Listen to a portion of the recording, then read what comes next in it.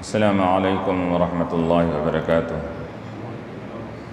الحمد للہ رب العالمین، والعاقبۃ للمتقین، والصلاة والسلام علی اشرف الانبیاء والمرسلین وعلی آلہ وصحبہ اجمعین، اما بعد فقد قال اللہ تبارک وتعالی فی القرآن المجید والفرقان الحمید، اعوذ باللہ من الشیطان الرجیم، بسم اللہ الرحمن الرحیم۔ الذين عاهدت منهم ثم ينقضون عهدهم في كل مرة وهم لا يتقون فإما تثقفنهم في الحرب فشرد بهم من خلفهم لعلهم يذكرون وإما تخافن من قوم خيانة فانبذ إليهم على سواء إن الله لا يحب الخائنين ولا يحسبن الذين كفروا سبقوا إنهم لا يعجزون وَأَعِدُّوا لَهُم مَّا اسْتَطَعْتُم مِّن قُوَّةٍ وَمِن رِّبَاطِ الْخَيْلِ تُرْهِبُونَ بِهِ عَدُوَّ اللَّهِ وَعَدُوَّكُمْ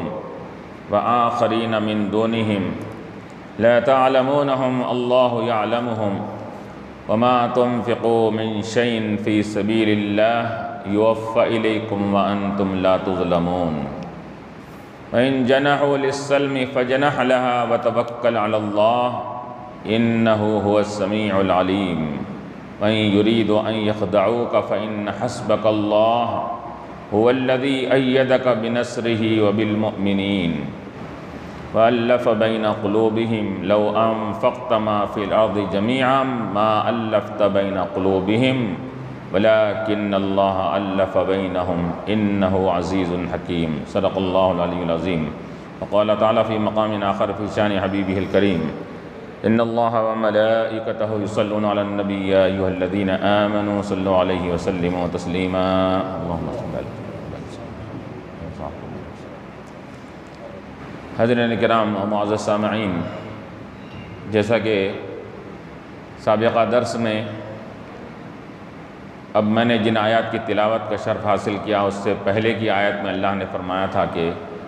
ان شر الدواب عند اللہ، بدترین مخلوق اللہ کے نزدیک کافر ہے، کیونکہ رب کی نافرمانی اور رب کو نہ ماننے والی مخلوق ہے۔ اس وجہ سے اللہ نے فرمایا یہ جانوروں سے بھی بدتر ہے۔ تمام مخلوق میں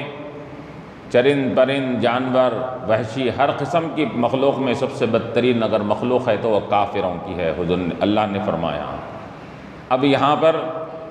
انہی کی ایک صفت بیان کی جا رہی ہے کافروں کی، کہ جو کیا کرتے ہیں، عہد شکنی کرتے ہیں، وعدہ خلافی کرتے ہیں، ایگریمنٹ اور معاہدہ کر کے وہ اپنے معاہدے کو توڑ دیتے ہیں۔ الذین عاہدت منہم، وہ لوگ کہ آپ ان سے معاہدہ کرتے ہیں تو ثم ینقضون عہدہم، وہ اپنے معاہدے کو توڑ دیتے ہیں، فی کل مرۃ، ہر مرتبہ، وہم لا یتقون، اور ان کو نہ ڈر ہے نہ خوف ہے، نہ اپنے انجام کا ڈر ہے، نہ آخرت کا ڈر ہے، نہ اللہ کا خوف اور ڈر ہے ان کو۔ اب اس آیت کے پس منظر کے تعلق سے علماء نے فرمایا کہ کس موقع پر اور کس قوم نے عہد شکنی کیا تھا، تو روایتوں میں آتا ہے کہ جب مسلمان مکے سے ہجرت کر کے مدینہ منورہ کو جب جانے لگے آہستہ آہستہ، تو وہاں پر یہود کے دو بڑے قبیلے تھے، بنی قریظہ، بنی نذیر، یہ دو قبیلے تھے۔ تو وہاں جانے کے بعد انہوں نے، اور اللہ کے نبی علیہ السلام نے بھی ان سے ایگریمنٹ کیا تھا، معاہدہ کیا تھا۔ علماء مفسرین فرماتے ہیں کہ اللہ کے نبی علیہ السلام کی یہ تدبیر مصلحت حکمت تھی، اور جہاں پر ایک حاکم وقت کو وہ حکومت جب کرتا ہے، سلطنت رانی کرتا ہے، تو اس کے ساتھ ساتھ اس کو حکمت کے تقاضے پر بھی عمل کرنا چاہیے۔ مصلحتوں کے پیش نظر اگر دیکھیں کہ اگر ملک کا نظام بڑے امن و امان کے ساتھ چلے تو جو مخالفین بھی ہے ان کو بھی اپنی تائید میں یا ان کے ساتھ ایگریمنٹ کر کے ان کو بھی آواز اور ان کی قوت کو بڑھانے کی یہ ان کو جرأت ہونے نہیں دینا چاہیے۔ تو اللہ کے نبی نے فرمایا کہ اب یہاں پر ہم آئے ہیں تو وہ کس کے یہودیوں کے 2 قبیلوں سے آپ نے معاہدہ کیا کہ دیکھو اب یہاں پر تم نہ کفار کی مدد کرنا نہ ہماری مدد کرو، تم اپنی جگہ خاموش رہو۔ کیوں؟ اس وجہ سے کہ تمہارا تعلق جب کافروں سے نہیں ہے، تم یہود کے قبیلے میں سے ہو، تو تم کیا کرو کہ صرف ہمارا اگر کافروں سے مقابلہ ہو رہا ہے تو نہ تم ہمارا ساتھ دو نہ کافروں کا ساتھ دو۔ تو انہوں نے بالکل اس ایگریمنٹ کے اوپر انہوں نے معاہدہ کر لیا، دستخط کر لیا۔ لیکن کیا کرنے لگے وہ؟ الذین عاہدت منہم، جب جنگ بدر کا موقع آیا، مسلمان کافروں سے لڑنے کے لیے آگے بڑھے، تو یہ بنی قریظہ کے یہودیوں نے کیا کیا؟ کفار مکہ کو ہتھیار اور اوزار فراہم کیے، جبکہ ایگریمنٹ ہو چکا ہے کہ کیا ہے، نہ کسی بھی اعتبار سے ان کی مدد نہیں کرنا، نہ ان کا تعاون کرنا۔ انہوں نے خفیہ طور پر ان کو اوزار، اسلحہ ان کو فراہم کرے، کس کو؟ کافروں کو، کفار مکہ کو۔ اب وہ یہ سمجھے کہ بدر میں مسلمان لڑنے کے لیے آ رہے ہیں، ان کی طاقت و قوت کم ہے، تعداد کم ہے، یہ مقابلے میں ناکام ہو جائیں گے، چلو اپن کافروں کی سائیڈ لے کر ان کی تائید تو اپنے کو مل جائے گی اس کے اندر، یہ لوگ تو ہارنے والے ہیں پکا۔ تو یہ ان کو یقین تھا یہ ہارنے والے ہیں، چلو اپن کافروں کی تائید تو لے لیں گے، یہ کہہ کر انہوں نے ان کے ساتھ تعاون کیا تھا۔ لیکن اللہ تبارک و تعالیٰ نے جب مسلمانوں کو فتح اور کامیابی عطا فرمائی اور مسلمانوں کو ان کی عہد شکنی کی اطلاع ملی، تو اللہ کے نبی علیہ السلام نے جب بلا کر ان سے کہا کہ تم نے تو ہمارے ساتھ معاہدہ کیا تھا، تم ہماری حلیف جماعت ہو، تو تمہارا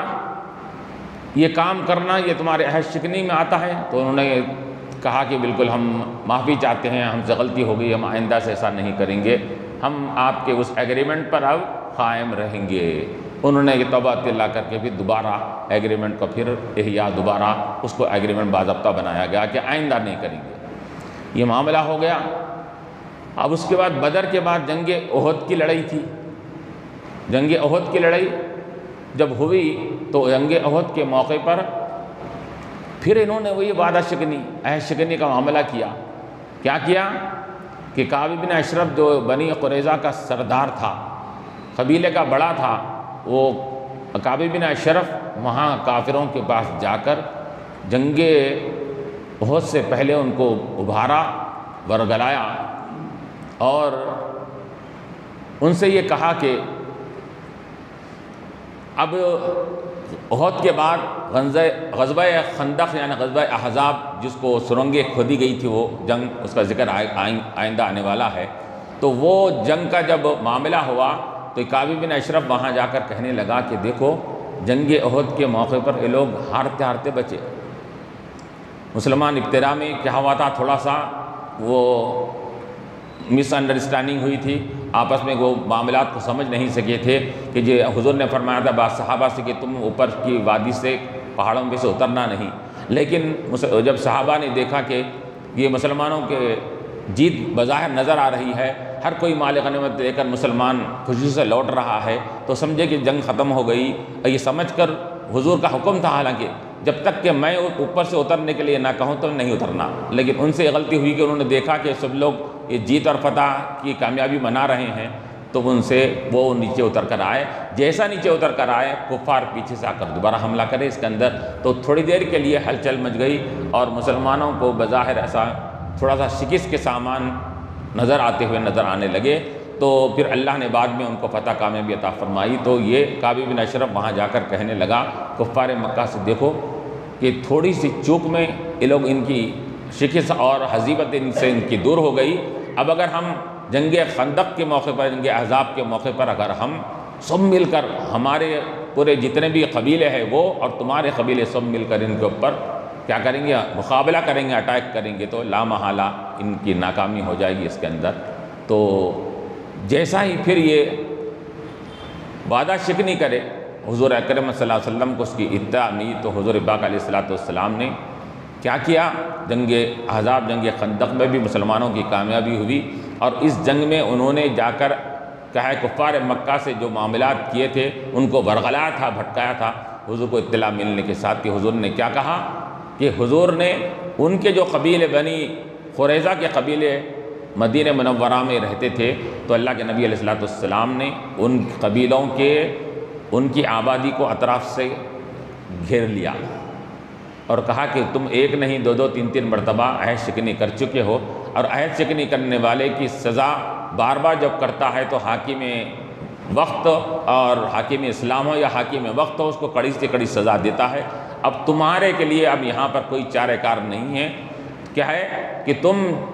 یہاں سے باہر نکل نہیں سکتے۔ تو کئی دن تک اللہ کے نبی علیہ السلام صحابہ نے ان کی آبادی کا اطراف سے محاصرہ کر لیا، اور وہ ایک آبادی ان کو دے دی گئی تھی مدینے میں تھوڑا سا آبادی سے دور کہ تم یہاں پر رہو۔ تو بہترین انہوں نے وہ اپنے شہر کو، سٹی کو ایسی گرین سٹی بنا لیا تھا، وہ درختیں، باغات، غر اور بہترین محلات اور لکڑی کے کاموں والے محلات بنا لیے تھے، اچھے طریقے سے وہاں پر رہ رہے تھے لوگ۔ اللہ کے نبی صلی اللہ علیہ وسلم نے وہاں پر جب گھیراؤ کیا تو کہا کہ اب تم یہاں سے نکل نہیں سکتے۔ اب وہ لوگ اللہ دیکھ کر کیا ہے چند دن کے بعد اب وہ وہاں سے نکل نہیں سک رہے ہیں، جب نیچے اترے اور اللہ کے نبی صلی اللہ علیہ وسلم نے پہلے کیا کیا، ان کے وہ باغات کو جلا دیا، ان کی عمارتوں کو کیا ہے جو بڑی نازوں سے بڑے ہی محنتوں سے بنائی تھی ان کو تکلیف اور ضرر پہنچانے کے لیے ان کی آبادیوں کو کیا ہے اللہ کے رسول نے کیا کر دیا، گرا دیا اور ان کے جھاڑوں اور ان کے باغات کو جلا دیا۔ اب وہ بلا محالہ جب نیچے اتر کر آئے تو اللہ کے نبی علیہ السلام نے کیا کیا، وہ عہد شکنی کرنے والوں کو اللہ کے نبی علیہ السلام نے سزا دیا کہ ان کو قتل کیا گیا، اور چھوٹے بچے اور عورتوں کو اللہ کے نبی صلی اللہ علیہ وسلم نے فرمایا کہ ان کا کوئی قصور نہیں ہے، ان کے بچوں کو اور ان کے چھوٹوں کو اور بوڑھے لوگوں کو چھوڑ ڈالو۔ تو اس لحاظ سے یہ یہود کے کیا ہے قبیلہ بنو قریظہ وغیرہ کو اللہ کے نبی علیہ السلام نے ان کو یہ عہد شکنی کی ان کو سزا دیا، اور بتلا دیا کہ دیکھو کہ عہد شکنی کرنے والے کا قصور اس کے اندر کس میں ہے، کس کا ہے، بڑے لوگوں کا ہے، بچوں کا، عورتوں کا، بوڑھوں کا اس کے اندر نہیں ہے، تو ایسے ان کو چھوڑ دیا گیا۔ تو مفسرین فرماتے ہیں کہ کسی بھی جنگ میں ہو، اسلام نے کبھی بھی جنگ میں عورتوں کو مارنے کی اجازت نہیں دیتا، چھوٹے بچوں کو مارنے کی اجازت نہیں ہے۔ کسی بھی جنگ ہو، کوئی بھی جنگ ہو، کفار مقابلے کے لیے آ رہے ہیں تو ان کے چھوٹے بچوں کو نہیں مارا جائے گا، ان کے بچوں عورتوں کو نہیں مارا جائے گا۔ یہ اسلام کا یہ رول ہے اور اس کا طریقہ ہے، اس کے اندر ہے۔ تو مفسرین فرماتے ہیں کہ اسلام تو یہ تعلیم دے رہا ہے جو بے قصور ہے اس کو نہیں مارا جائے گا۔ قصور کس سے ہوتا ہے؟ بڑے حضرات سے ہوتا ہے، تو جو قصور کر رہے ہیں ان کو مارا جائے گا اس کے اندر۔ لیکن آج ہم یہ دیکھ رہے ہیں کہ یہ کیا ہے بزدل اور یہ کم قوت والے کیا کر رہے ہیں، حملے کس پہ کر رہے ہیں؟ چھوٹے بچوں پہ کر رہے ہیں، عورتوں پہ حملے کر رہے ہیں۔ یہ ان کی بزدلانہ حرکت ہے، اور ان کے یہ کیا ہے دلوں میں ان کے بزدلی پائے جا رہی ہے، تبھی تو یہ کیا کر رہے ہیں، جو جنگ کے جو اصول ہے اصول کے خلاف کر رہے ہیں۔ تو یہاں اللہ تعالیٰ وہی بنی قریظہ کے عہد شکنی کا ذکر یہاں فرما رہا ہے کہ الذین عاہدت منہم، وہ لوگ جس سے آپ نے ایگریمنٹ کیا، پھر وہ لوگ توڑتے جا رہے ہیں اپنے عہد کو، فی کل مرتن، ہر مرتبہ جب ایگریمنٹ کر رہے ہیں وہ توڑتے جا رہے ہیں، ایک مرتبہ، دو مرتبہ، تیسری مرتبہ ہو گیا۔ وہم لا یتقون، اور ان کو نہ اللہ کا خوف ہے، نہ اپنی انجام کا خوف ہے کہ اگر ہمارا پول کھل جائے گا عہد شکنی کا تو پھر سب کے سامنے رسوائی ہوگی۔ یہ کوئی بھی اپنے انجام سے بے خبر ہو کر، انجام کے تعلق سے نہ ڈر کر اور اللہ سے نہ ڈر کر اور آخرت میں اپنے عذاب سے نہ ڈر کر یہ کام کر رہے ہیں۔ فَإِمَّا تَثْقَفَنَّهُمْ فِي الْحَرْبِ، تو اللہ تعالیٰ فرما رہا ہے کہ اب یہ قوم کے لوگ اگر اما تثقفنہم فی الحرب، اگر کفار سے، منافقین سے، یہودیوں سے اگر آپ کا آمنا سامنا ہو جائے، اس کے بعد فی الحرب، جنگ میں، اما تثقفنہم، اگر مدبھیڑ ہو جائے، اگر آپ پالو ان کو جنگ کی حالت میں، فشرد بہم من خلفہم، تو اب اس کے بعد سے کیا کرنا، ان کا کوئی لحاظ نہیں رکھنا، ان کو ایسی کڑی سخت اور ان کو سزا دینا کہ جو ان کے پیچھے والے ہیں، جو ان کی پشت پناہی کر رہے ہیں، سب کو نصیحت حاصل جاؤ اس کے اندر، ایسی ان کے ساتھ اب کوئی رعایت مت کیجیے، ان کے ساتھ ایسا معاملہ کیجیے، ان کو ایسا بھگائیے کہ من خلفہم، ان کے پیچھے والوں کو بھی بھگائیے، تاکہ ان کی پشت پناہی کرنے والے، ان کی تائید کرنے والوں کو نصیحت مل جائے کہ اگر ہم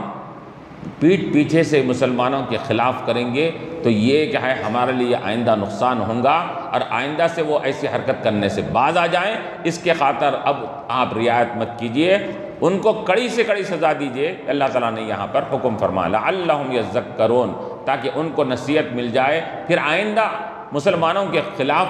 کیا ہے میں آنے سے، یا مسلمانوں کے خلاف میں کوئی عمل کرنے، حرکت کرنے سے باز آ جائیں۔ وَإِمَّا تَخَافَنَّ مِنْ قَوْمٍ خِيَانَةً، اور پھر یہ تو خصوصی حکم تھا، اب اللہ تعالیٰ یہاں عمومی حکم فرما رہا ہے، اگر کوئی قوم سے اگر آپ کو خوف ہے خیانت کرنے کا، کہ وہ خیانت کرے گی، کہ جو معاہدہ کیا گیا ہے، ہاں وہ کوئی بھی قوم ہو، قیامت تک کے آنے والوں کے لیے یہاں پر ایک سبق دیا جا رہا ہے۔ اور مفسرین یہ بھی فرماتے ہیں کہ اللہ تبارک و تعالیٰ نے صرف یہاں اسلام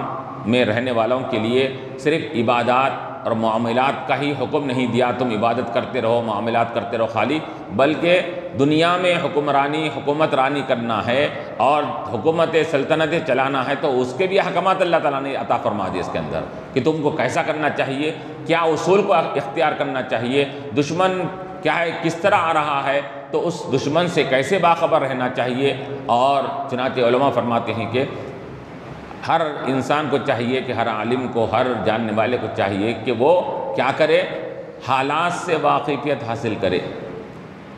حالات سے بے خبر ہو کر صرف اپنی عبادت میں لگا ہوا ہے اس کے اندر، تو یہ اس کے لیے نقصان دہ ہوتا ہے۔ اس کے اندر حالات کیا ہیں، اس حالات کے لحاظ سے وہ تمام تدبیر کرے اس کے اندر، کہ یہ حالات مسلمانوں پر آ سکتے ہیں، تو اس کے لیے یہ مشکل حالات سے نکلنے کے لیے کیا تدبیر کرنی چاہیے، کیا عمل لایا عمل کرنا چاہیے، یہ مسلمانوں کے لیے یہ ضروری ہے، ان کے جاننے والوں کے لیے بھی، ان کے ماہرین کے لیے بھی۔ تو اللہ فرما رہا ہے اگر آپ کو خوف ہے کسی قوم سے خیانت کا، تو فَانبِذْ إِلَيْهِمْ عَلَىٰ سَوَاءٍ، تو ان کے کیا ہے عہد کو آپ پھینک دیجئے، توڑ دیجئے، عَلَىٰ سَوَاءٍ، برابری کے طور پر، یعنی ان سے کہہ دیجئے اگر آپ کو خوف ہو رہا ہے کہ یہ لوگ ہمارے ساتھ وعدہ خلافی عہد شکنی کریں گے، تو ان کو سامنے جا کر کہہ دو کہ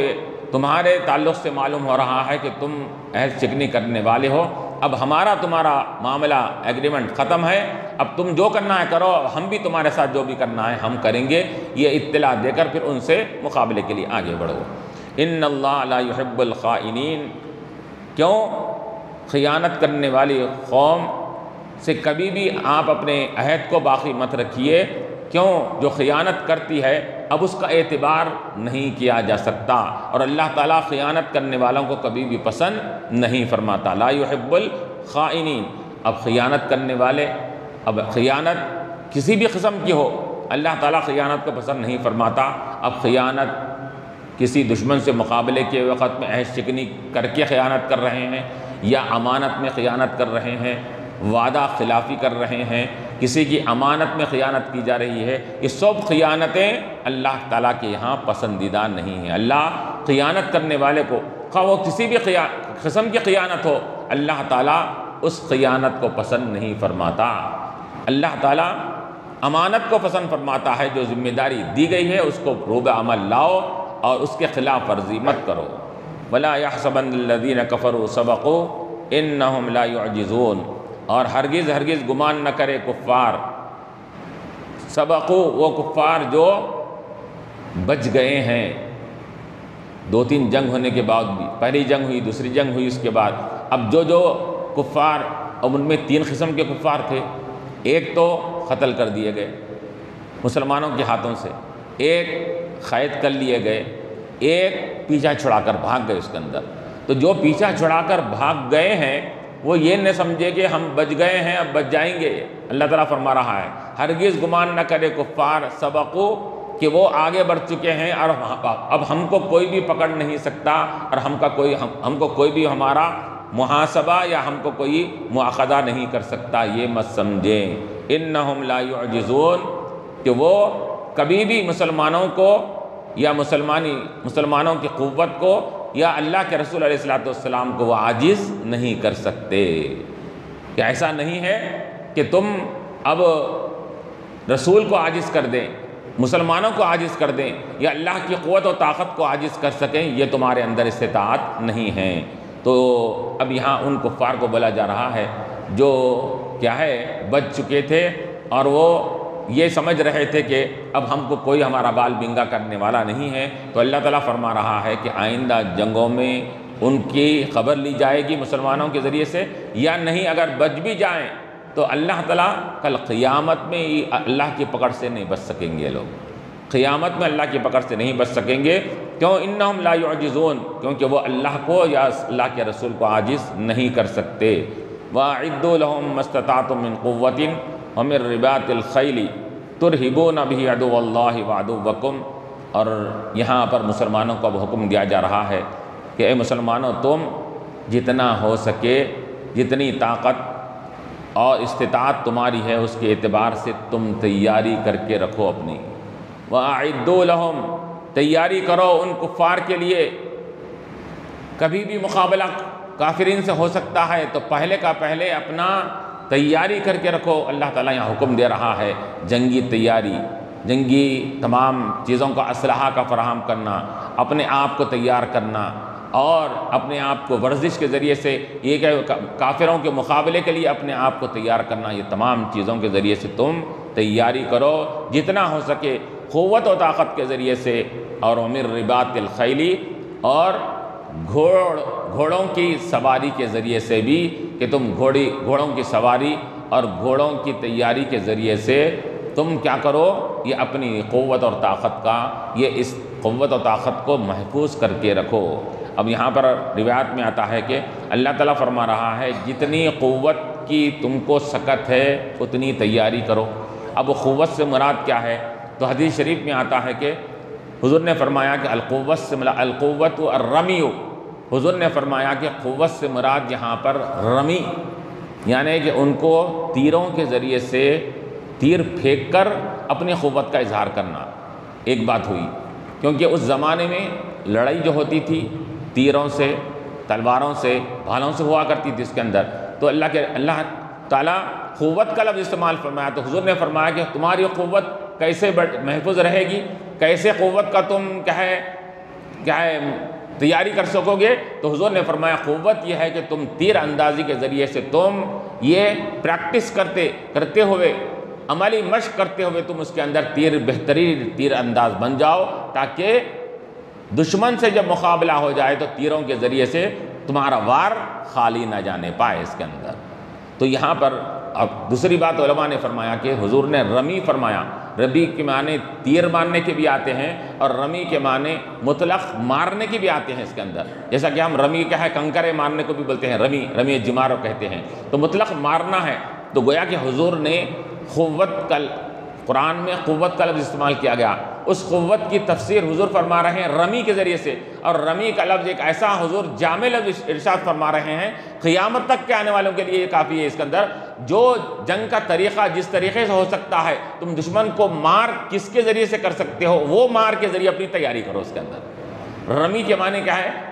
پھینکنا۔ تو کیسا پھینکنا؟ اس زمانے میں تلواریں اور تیریں پھینکتے تھے، اگر کسی زمانے میں اگر توپوں کے ذریعے سے، بارود کے ذریعے سے اور کیا ہے اسلحہ کے ذریعے سے یہ پھینک کر ان کو دشمن کو مارا جا رہا ہے، تو اب اس کے ذریعے سے تیاری کرنا یہ مسلمانوں کا فریضہ ہے۔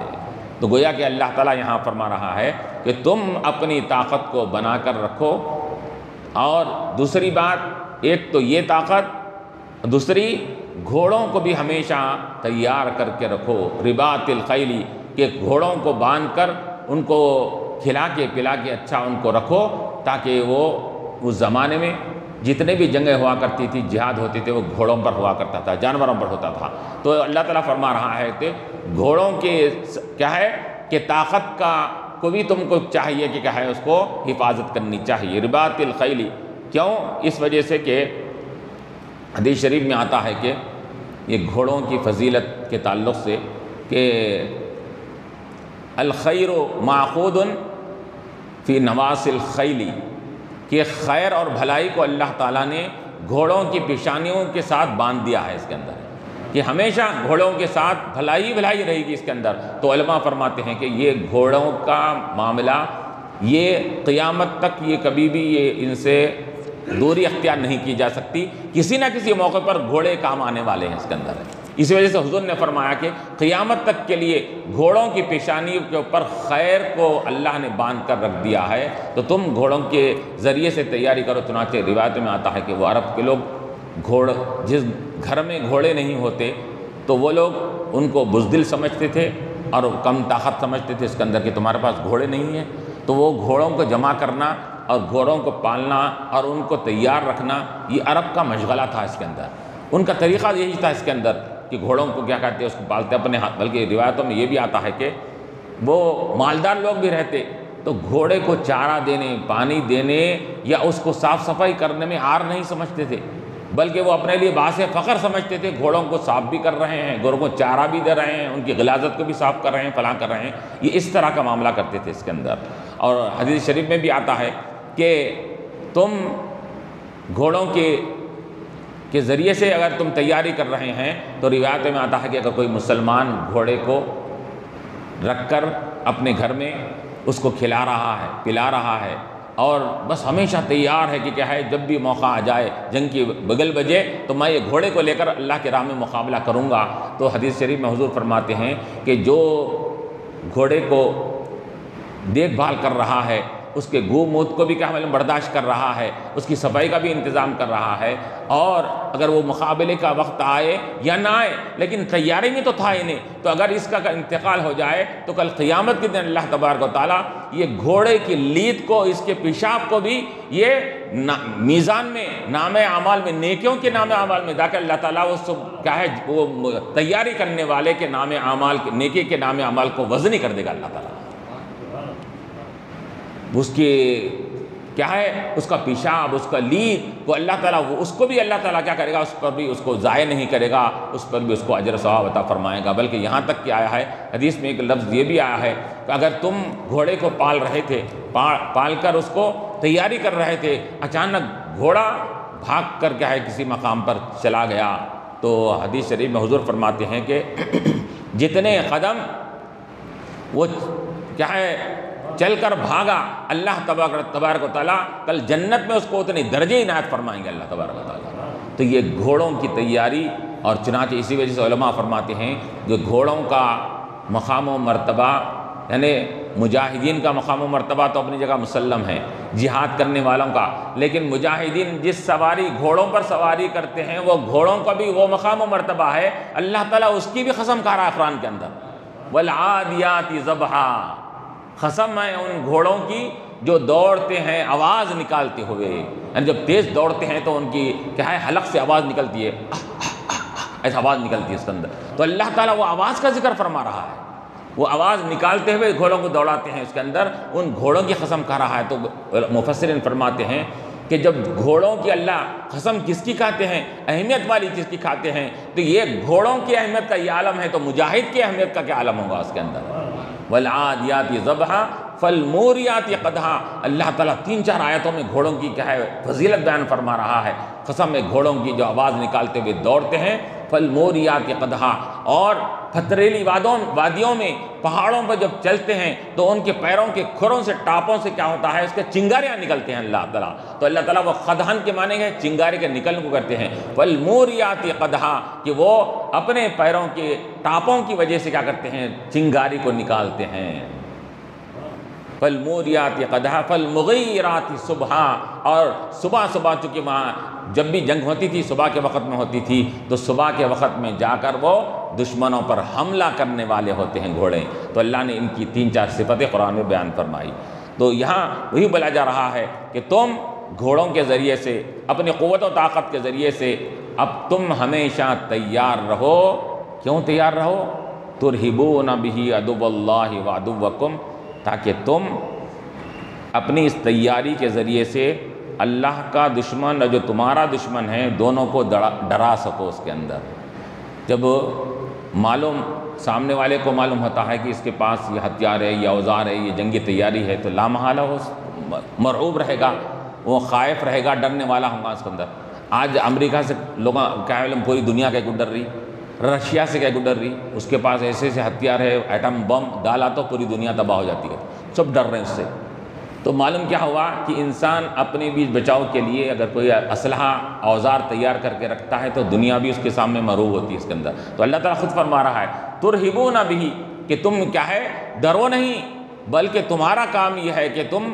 اللہ کی مدد تمہارے ساتھ تائید اللہ کی حاصل ہے، تو تم دنیا میں ڈرنے کے نہیں، دشمنوں کو ڈرانے کے لیے آئے ہو۔ ترہبون بہ عدو اللہ، کہ تم ڈراؤ اپنی اس جنگی تیاری کے ذریعے سے اللہ کے دشمن کو، وہ عدوکم جو تمہارے دشمن کو، گویا کہ اللہ تعالیٰ فرما رہا ہے وہ تمہارا جو دشمن ہے وہ تمہارا نہیں ہے، وہ دشمن ہمارا دشمن ہے۔ کیوں؟ کیونکہ اس کی دشمنی کس بنیاد پر ہے؟ ایمان کی بنیاد پر ہے، اور ایمان کا تعلق ہمارے اور ہمارے رسول سے ہے، تو ہمارے بنیاد پر وہ دشمنی کر رہا ہے، تو یہ مت سمجھو کہ وہ تمہارا دشمن ہے بلکہ وہ ہمارا دشمن ہے۔ تو اپنے دشمن کو ڈرانے کے لیے جنگی تیاری کرو۔ وآخرین من دونہم، اور ان لوگوں کو جو اس کے علاوہ ہے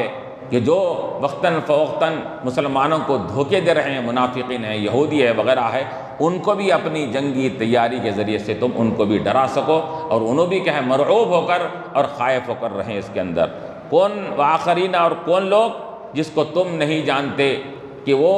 پیٹھ پیچھے کیا مسلمانوں کے خلاف سازشیں کرتے ہیں، کیا پلان اور منصوبے بناتے ہیں۔ اللہ یعلمہم، تم نہیں جانتے ان کو، تمہارے خلاف کیا کیا پلاننگ بنی جا رہی ہے، منصوبے ہو رہے ہیں، لیکن اللہ تعالیٰ جانتا ہے کہ کون کون مسلمانوں کے خلاف پلاننگ کر رہا ہے۔ اس وجہ سے تم کیا کرو، تم اگرچہ کہ وہ دشمن کو نہیں جانتے جو پلاننگ کرنے والا ہے، لیکن تم جنگی تیاری میں اور اپنی قوت اور طاقت کو محفوظ رکھ کر ایسے اپنے حالات کو بنائے رکھو کہ جس کے ذریعے سے سامنے والا دشمن بھی مرعوب ہو سکے، اور جس کو تم نہیں جانتے ہیں وہ لوگ بھی تمہارے سے مرعوب اور خائف رہیں اس کے اندر۔ وما تنفقوا من شيء في سبيل الله يوفى إليكم وأنتم لا تظلمون، اور یاد رکھو جو کچھ تم خرچ کرتے ہو اللہ کے راستے میں، يوفى إليكم، وہ پورا پورا تم کو بدلہ دیا جائے گا، جو بھی تم اللہ کے راستے میں خرچ کرتے ہو۔ اب یہ راستے میں خرچ کرنے سے مراد یہ ہے کہ اگر تم اپنی جنگی تیاری کے لیے، دشمنوں کے مقابلے کے لیے، اپنی طاقت کو بنانے کے لیے جو مسلمان پیسہ خرچ کر رہے ہیں، جو روپیہ خرچ کر رہے ہیں، جو بھی مال کا معلوم کہ اعدام درہمیں یہ جو خرچ کر رہے ہیں، اللہ فرما رہا ہے یہ مت سمجھو کہ یہ تمہارا خرچ بیکار رائے گا جانے والا ہے۔ اس خرچ پر ہم تم کو کیا کریں گے، ایک تو تمہاری قوت اور طاقت بھی محفوظ ہو جائے گی، اس کے ہر پائی کے بدلے میں ہم تم کو کئی گنا اضافہ کر کے تم کو بدلہ بھی عطا فرمائیں گے۔ وما تنفقوا من شيء في سبيل الله، اللہ کے راستے میں جو کچھ تم خرچ کرتے ہو، خواہ وہ یہاں خرچ کرنا ہو، دشمن کے مقابلے میں جنگی اوزار کو، جنگی تمام چیزوں کو مہیا کر کے تیار کرنا ہو اور خرچ کرنا ہو، یا کسی بھی دین کے معاملے میں خرچ کرنا ہو، تمہارا خرچ رائے گا اور بیکار نہیں جائے گا۔ یوفی الیکم، تم کو پورا بدلہ دیا جائے گا، وانتم لا تظلمون، تم پر ذرا برابر بھی زیادتی اور ظلم نہیں کیا جائے گا۔ خرچ تم نے کر دیا اور تم کو اس کا بدلہ نہیں مل رہا ہے تو یہ زیادتی ہوئی، یہ زیادتی تم سے نہیں کی جائے گی۔ تو یہاں پر اللہ تبارک و تعالیٰ یہ کیا ہے کہ خرچ کرنے کس کے لیے، دین کی راہ میں خرچ کرنے پر بھی اللہ تبارک و تعالیٰ کئی گنا اضافہ کر کے دیتا ہے۔ اسی وجہ سے روایت میں آتا ہے کہ تیر بنانے والا اگر اچھے ارادے سے بناتا ہے تو روایتوں میں آتا ہے کہ تیر بنانے والا، اللہ تعالیٰ تیر میں 3 اجر رکھے ہیں، بنانے والے کے لیے بھی، بیچنے والے کے لیے بھی، لے کے استعمال کرنے والے کے لیے، تینوں کے لیے خیر خیر رکھا ہے اس کے اندر۔ کیوں؟ کیونکہ تیر بنانے والے کا منشا کیا ہے، اس تیر کے ذریعے سے ہم دشمن سے مقابلہ کریں گے۔ بیچنے والے کا مقصد کیا ہے، یہ آج کے زمانے کی طرح نہیں ہے اس کے اندر کاروبار کے لیے بیچ رہا ہے، کچھ بہت تھوڑا بہت نفع لیا بھی تو نہیں، اس کا مقصد کیا ہوتا ہے کہ میں اس تیروں کے ذریعے سے کیا کروں، مسلمانوں کی تعاون کروں۔ تو یہ بنانے والا بھی اس کو بھی اجر مل رہا ہے، بیچنے والوں کو بھی اجر ملتا ہے، اور وہ اس تیر استعمال کرنے والے اس کو بھی اللہ تعالیٰ اجر عطا فرمائے گا۔ وَأَنْتُمْ لَا تُظْلَمُونَ وَإِنْ جَنَحُوا لِلسَّلْمِ فَجْنَحْ لَهَا وَتَوَكَّلْ عَلَى اللَّهِ إِنَّهُ هُوَ السَّمِيعُ الْعَلِيمُ، اور اگر کوئی جماعت اگر تمہاری صلح کے لیے اگر جھک جائیں تو فَجْنَحْ لَهَا، تو آپ بھی ان کے سامنے جھک جائیے۔ کوئی اگر آ کر آپ کے سامنے یہ کیا کر رہا ہے؟ پیشکش کر رہا ہے کہ ہم آپ سے صلح صفائی کر لیتے ہیں اور ہم آپ سے نہیں لڑیں گے، تو خواہ وہ کوئی مشرکین ہو یا کفار ہو یا یہود و نصارہ کے قبیلے ہو، یہ کوئی بھی ہو اس کے اندر، تو حکم کیا ہے؟ تو اللہ فرما رہا ہے اگر وہ اس سے مراد کون ہے؟ کوئی بھی ہو، کفار مکہ ہو، قریش ہو یا یہود ہو، منافقین ہو، کوئی بھی اگر سلم کے معنی آتے ہیں صلح کے لیے اور تمہارے ساتھ کمپرومائز کرنے کے لیے اگر مائل ہو جائیں، جھک جائیں، فجناح لہا، تو آپ بھی ان کے سامنے جھک جائیے، ان سے ایگریمنٹ کر لیجئے، وتوکل علی اللہ، اور اللہ تعالیٰ پر بھروسہ کیجئے کہ جب تک کہ کوئی آثار ان کی خیانت کے معاہدے میں اگر نہ پائے جائیں، ان سے ایگریمنٹ کیا جا سکتا ہے اس بنیاد پر کہ اگر ہم ان سے ایگریمنٹ کر لیں، صلح صفائی کر لیں، تو کہیں ہمارے ساتھ دغا نہ دے دیں۔ ابتدائی میں بغیر کسی آثار و قرائن کے یہ اس بارے میں کہیں شک و شبہات مت کرو، بلکہ اللہ پر بھروسہ کر کے وہ سامنے والی جماعت کے ساتھ ایگریمنٹ کر لو۔ اس کے اندر اللہ تعالیٰ فرما رہا ہے وتوکل علی اللہ، کہ ایگریمنٹ کرو جماعت کے ساتھ، لیکن بھروسہ اللہ تعالیٰ پر رکھو۔ کیوں کہ جس طرح کہ اللہ تبارک و تعالیٰ ایگریمنٹ کے ٹوٹنے سے پہلے، اس سے پہلے بھی تم کو مطلع فرما دیا ہے، تو یہ بھی اگر ایگریمنٹ اگر توڑیں گے تو اللہ پہ بھروسہ رکھو، اللہ تعالیٰ تم کو اس سے باخبر فرما دے گا اس کے اندر۔ انہ هو السمیع العلیم، کیونکہ اللہ تبارک و تعالیٰ خوب سننے والا بھی ہے، خوب جاننے والا بھی ہے کہ کون تمہارے خلاف کیا کیا باتیں کر رہے ہیں، اس کو بھی سنتا ہے، اور کون کون تمہارے ساتھ ایگریمنٹ کرنے میں کیا نیت سے کر رہے ہیں، اللہ اس کو بھی جانتا ہے۔ وَإِن يُرِيدُوا أَن يَخْدَعُوكَ فَإِنَّ حَسْبَكَ اللَّهُ، اب اگر کوئی چاہے یخدعوک، آپ کو دھوکہ دینا چاہیں ایگریمنٹ کرنے کے بعد بھی، تو یاد رکھیے فَإِنَّ حَسْبَكَ اللَّهُ، تو یقیناً اللہ تعالیٰ آپ کے لیے کافی ہے۔ وَإِن يُرِيدُوا أَن يَخْدَعُوكَ، اب ایگریمنٹ کر لینے کے بعد اگر وہ چاہیں آپ کو دھوکہ دینے کا، تو فَإِنَّ حَسْبَكَ اللَّهُ، تو اللہ تعالیٰ آپ کے لیے کافی ہے۔ جب اللہ کافی ہے تو پھر اب کوئی چیز بھی اس کے لیے کوئی نقصان دہ نہیں ہو سکتی۔ کیوں؟ اس وجہ سے کہ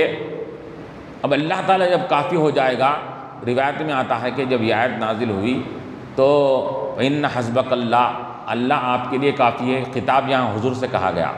تو حضور نے جب یہ آیت کو سنا تو کیا فرمایا؟ حسبی حسبی فرمایا، میرے لیے میرا اللہ کافی ہے، کافی ہے، کافی ہے، کافی ہے۔ جب اللہ بول رہا ہے کہ دھوکہ اگر لوگ دے بھی دیں تو ہم آپ کے لیے کافی ہے، تو حضور نے فرمایا کہ حسبی حسبی فرمایا، جیسا کہ حسبی ربی کہتے ہیں، میرا رب میرے لیے کافی ہے، تو حضور نے فرمایا کہ حسبی حسبی میرے لیے اللہ کافی ہے۔ کیوں؟ اللہ تعالیٰ تو وہ ہے کہ هو الذی ایدک بنصرہ وبالمؤمنین، تو اللہ تعالیٰ اپنی ایک احسان کو، اپنی ایک نعمت کو یاد دلا رہا ہے کہ دیکھو، یاد رکھو اللہ کی ذات وہ ہے الذی ایدک بنصرہ، جس نے یا نبی صلی اللہ علیہ وسلم آپ کی تائید فرمائی تھی اپنی خاص مدد کے ذریعے سے، جنگوں میں فرشتوں کو بھیجا کر اپنی غیبی امداد اور تعاون نصرت بھیجا کر اللہ آپ کی تائید فرمائی تھی۔ وبالمؤمنین، اللہ نے آپ کی تائید فرمائی تھی اپنی مدد کے ذریعے سے بھی اور ایمان والوں کی مدد کے ذریعے سے بھی، یعنی فرشتے بھی آ کر مدد کرے اور ایمان والے بھی مقابلہ کر کر کیا ہے معلوم کیا ہے مدد کیے تھے۔ اب یہاں پر یہ بولا جا رہا ہے کہ رسول کی مدد کس کے ذریعے سے ہوئی؟ ایک اللہ کی مدد، اللہ کی مدد کیسے ہوئی؟ فرشتوں کے ذریعے اللہ نے مدد فرمایا تھا، اور اللہ نے فرشتوں کے ذریعے نبی کی مدد فرمایا اور ایمان والوں کے ذریعے سے نبی کی مدد فرمایا۔ اب اگر لوگ یہ کہیں اس کے اندر کہ کیا ہے کہ نبی کی مدد امتی، تو یہاں پر مدد سے مراد وہی اسی طرح ہے جیسا کہ عیسیٰ علیہ السلام نے کیا فرمایا تھا؟ من انصاری الی اللہ، کون ہے اللہ کی طرف میری مدد کرنے والے؟ آپ نے فرمایا کہ دین کی راہ میں کوشش کرنے والے بھی گویا کہ وہ اللہ اور اس کے رسول کے مددگار ہوتے ہیں۔ مدد کرنے سے مراد یہاں پر یہ ہے کہ دین کی تائید کرنا، دین کے کاموں میں مدد کرنا، دین کے کاموں میں آگے بڑھ چڑھ کر حصہ لینا، یہ نبی کی مدد کرنا ہے۔ تو جو لوگ بھی اسلام کے لیے آگے بڑھ چڑھ کر حصہ لیتے ہیں گویا کہ وہ نبی، اب یہاں بولے کہ نبی کی کیسے مدد ہو سکتی ہے؟ اللہ تعالیٰ تو کہیں قرآن میں فرما رہا ہے کیا ہے؟ تم کیا کرو؟ اللہ کی مدد کرو، اللہ کی مدد کرو، بلکہ قرآن میں آیا اس کے اندر اللہ کی مدد کیسا ہوتی؟ تو معلوم علماء نے فرمایا کہ اللہ کی مدد سے مراد اللہ کے دین کی مدد، اللہ کی شریعت کی مدد، اللہ تعالیٰ نے جو دین دے کر دنیا میں بھیجا ہے اس دین کی مدد کرنا۔ تو یہاں پر بھی نبی کی مدد سے مراد کیا ہے کہ نبی کی مدد سے مراد نبی کے دین کی مدد کرنے والا، نبی کی مدد کرنے والے کی طرح ہے اس کے اندر ہے۔ تو اب اس سے یہی معلوم ہو رہا ہے اس کے اندر کہ ہر مدد یہ شرک اور کفر نہیں ہوتی اس کے اندر، جو بھی مدد کیا ہے معلوم جو کی جاتی ہے، علماء نے اس کی مثال دیا، باپ اپنی اولاد کی مدد کرتا ہے اور بعض اوقات جا کر اولاد اپنے باپ کی مدد کرتی ہے۔ باپ کی مدد کرم و رحم کی بنیاد پر ہوتی ہے اور اولاد کی محبت بطور یہ واجب اور اس کی ذمہ داری کی بنیاد پر ہوتی ہے، تو وہ بھی مدد ہے، ادھر بھی مدد ہے اس کے اندر ہے، تو دونوں کی مدد میں فرق ہے۔ اسی طرح یہاں پر بھی بولا جا رہا ہے کہ اللہ کی ایک مدد ہوتی ہے اور بندوں کی مدد ایک ہوتی ہے اس کے اندر۔ تو اللہ فرما رہا ہے کہ وَأَيَّدَكَ بِالنَّصْرِ وَبِالْمُؤْمِنِينَ، اور اللہ نے کیا احسان فرمایا، وَأَلَّفَ بَيْنَ قُلُوبِهِمْ، اللہ تبارک و تعالیٰ نے مسلمانوں کے دلوں کو جوڑ دیا۔ دلوں میں اللہ تعالیٰ نے مسلمانوں کے دلوں کو جوڑ کر آپس میں جو ایک دوسرے کے خون کے پیاسے تھے حضور کے آنے سے پہلے، اللہ تعالیٰ نے ان کو ایسا بالکل کیا ہے شیر و شکر بنا دیا کہ وہ جو دشمن تھے آپس میں اتنے قریبی ہو گئے کہ اپنے بھائی سے بڑھ کر محبت کرنے لگے اس کے اندر۔ تو اللہ فرما رہا ہے وَأَلَّفَ بَيْنَ قُلُوبِهِمْ، اللہ تعالیٰ نے ان کے دلوں میں، اب اس سے مراد کون ہے؟ یہاں پر انصار بھی مراد ہو سکتے ہیں، یہاں پر تمام مسلمان مراد ہیں کہ جب اسلام کے آنے سے پہلے یہ انصار کا معاملہ، اوس و خزرج دو قبیلے تھے انصار کے، جیسا کہ یہودیوں کے دو قبیلے ہیں بنی قریظہ بنی نذیر، تو انصار کون ہے؟ انصار مدینے کے وہ مسلمان جنہوں نے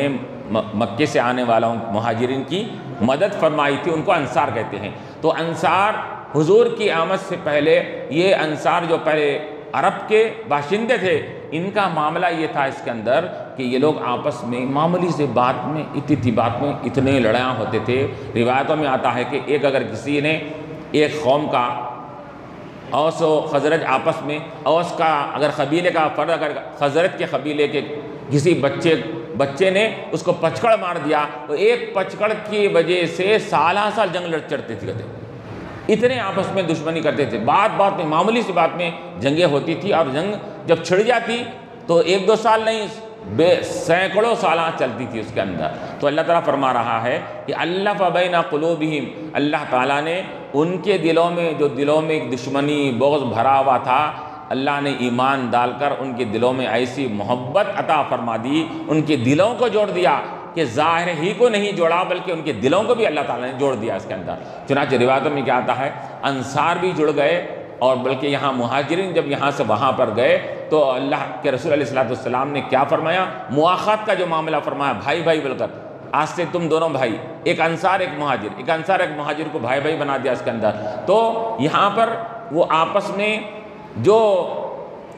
میرا خاندان بڑا، میرا قبیلہ بڑا، جو امتیازات تھے، اللہ کے نبی علیہ السلام نے ایک بڑے خاندان والے کو چھوٹے خاندان والے سے، انصار کا بڑے خاندان والا ہے،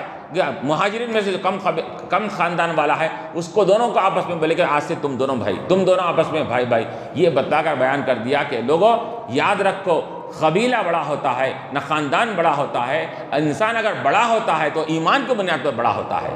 ایمان کی دولت سب سے بڑی دولت ہے اس کے اندر۔ تم آپس میں قبیلوں کی بنیاد پر اپنے آپ کو بڑا مت سمجھو، بلکہ ایمان کی بنیاد پر اللہ تعالیٰ تم کو قوت اور طاقت اور عزت عطا فرمانے والا ہے۔ تو اللہ فرما رہا ہے کہ ایسا جوڑ دیا ان کے دلوں کو کہ اللہ تعالیٰ مثال دے رہا ہے، اگر آپ لو انفقت ما فی الارض، پورے روئے زمین کی پوری رقم بھی اگر خرچ کر دیتے آپس میں ان کو جوڑنے کے لیے، مطلب اگر ایمان نہ آتا، رسول اگر کی تشریف آوری نہ ہوتی، تو پورے لوگ مل کر آپس میں لاکھوں کروڑ روپے پورا خرچ کر کے دونوں آپس میں ملانا چاہے تو اللہ فرمائے ما الفت بین قلوبہم، ان کے دلوں کو جوڑ نہیں سکتے تھے آپ، لیکن یہ ایمان آنے کی وجہ سے اور نبی کریم علیہ السلام کے یہ رحم و کرم کی وجہ سے، آپ کے معجزے کی وجہ سے اللہ تعالیٰ نے کیا کر دیا، جو پوری دنیا کے رقم بھی مل کر ان کو اکٹھا نہیں کر سکتی تھی، اللہ کے نبی نے ایک ایمان کے کلمے کے بنیاد پر ان کو کیا کر دیا، اکٹھا کر دیا، ان کو جوڑ دیا۔ ما الفت بین قلوبہم ولکن اللہ الف بینہم، لیکن اللہ تبارک و تعالیٰ نے ان کے درمیان میں ایمان کی بنیاد پر، نبی کی محبت کی بنیاد پر ان کے درمیان میں الفت اور محبت عطا فرما دی، ایسی الفت و محبت عطا فرما دی کہ اب وہ کہ اپنے بھائی سے جو محبت کرتے ہیں اپنے بھائی سے بھی زیادہ ان کو آپس میں ایک دوسرے کو چاہنے لگے، یہاں تک کہ روایت میں آتا ہے کہ جب ان لوگوں نے آپس میں مواخات کا معاملہ ہوا تو جب کھانے کے لیے جب کسی موقع پر کوئی چیز میسر نہ ہوتی تو کیا کرتے، وہاں پر ہر کوئی کیا کرتا، کھانے کو کوئی چیز ملی تو خود نہیں کھاتا بلکہ اپنے بھائی کو، جو اللہ کے رسول نے ان کو بھائی بنایا، حقیقی بھائی بھی نہیں ہے، اس کے پاس بھیجتا، انہوں اس کے پاس بھیجتے، انہوں اس کے پاس بھیجتے۔ ایسی محبت ان کے اندر آ گئی تھی کہ وہ اپنے غربت اور اپنے ضرورت کو بھی کیا معلوم اس محبت کے اوپر قربان کر دیتے تھے اس کے اندر۔ ایسا اللہ تعالیٰ نے جوڑ دیا۔ انہ عزیز حکیم، یقیناً اللہ تبارک و تعالیٰ